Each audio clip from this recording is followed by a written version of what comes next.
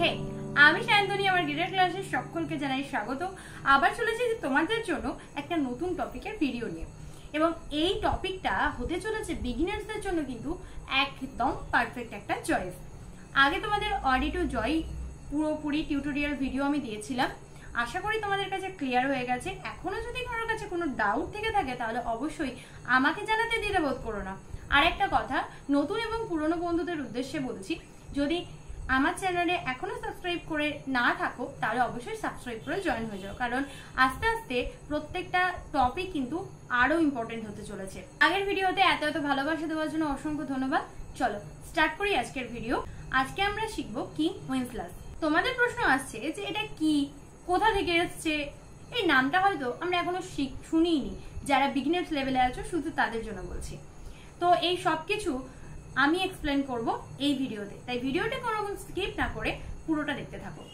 প্রথমেই বলি যে এই গানটি বহু পুরনো একটি গান এবং এর সুর তোলা কিংবা বাজানো খুবই সহজ। বলতে পারো বিগিনার্সদের জন্য কিন্তু এটা একদম পারফেক্ট চয়েস। এবার আসি গানটির সম্বন্ধে কিছু কথাই। এই গানটি 1853 সালে জন মেশন নীল লিখেছিলেন। এই ধরনের গান মেনলি ক্রিসমাস ক্যারেল হিসেবেই আমরা জানি, যেখানে গল্প বলা হয়েছে কিং ওয়েন্সলাস নামে একজন দয়ালু রাজার, যিনি গরিব মানুষকে সাহায্য করতেন। গানটির মেলোডি এই কারণেই খুব সহজ, কারণ গানটির melody traditional spring carol tune থেকে নেওয়া হয়েছে। এটি 4/4 যাচ্ছে। আর এই গানটা এই কারণে বিগিনার্সদের জন্য খুব সহজ, কারণ এখানে কোনো স্টেপ জাম্প করা হয় না, স্টেপ বাই স্টেপই সবটা তোমরা বাজাতে পারবে। চলো এবার আমরা ডাইরেক্ট খাতায় চলে যাই। তো তোমরা দেখতে পাচ্ছ পুরো ছকটা। এটা দেখে যতটা বড় মনে হচ্ছে, বাজানোর সময় কিন্তু ততটাই ইজি। এখানে 4/4 আছে, তোমরা দেখতে পাচ্ছ। দেখো একই জিনিস বারবার রিপিট হয়েছে কিন্তু।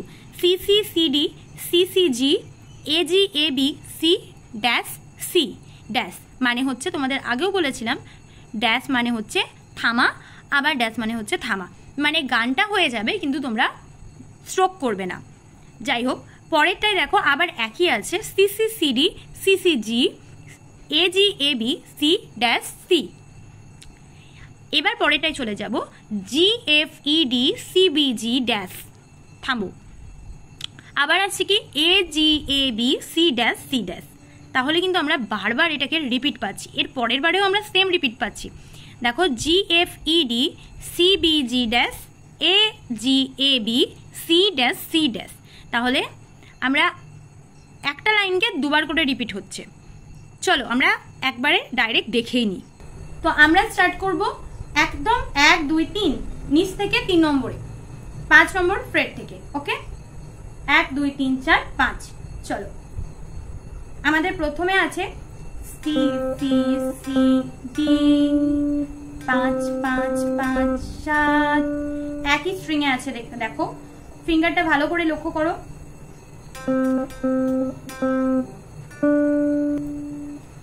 সি সি জি, মানে ফ্রেটটা একই থাকলো, স্ট্রিংটা শুধু চেঞ্জ হবে।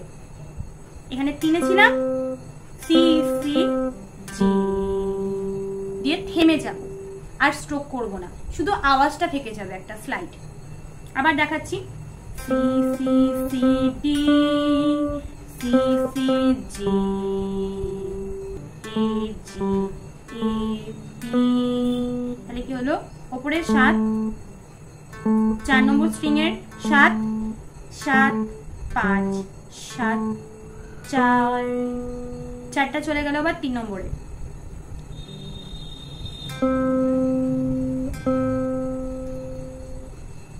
C dash C dash. Okay, মানে ড্যাশটার মানে তোমরা জানো ফাঁক।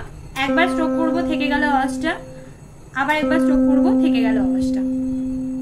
ওকে, তাহলে পুরোটা বাজাই আমরা। এটা ডবল ডবল করে রিপিট হবে।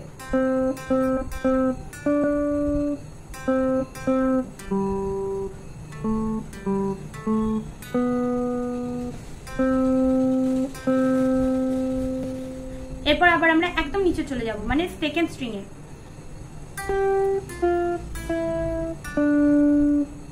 এটা কি কি হলো দেখো, জি এফ ই ডি,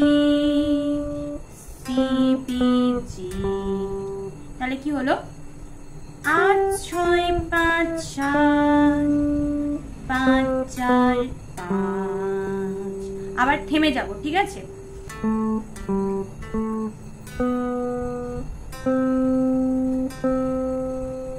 আবার একই জিনিস রিপিট হবে, G F E D C P G A G A P C dash C G F E D C P G A G A P C dash C. মানে C এর পরে আবার একটা dash থাকবে। তাহলে কি হলো, প্রথম থেকে তোমরা একবার ভালো করে দেখে নাও।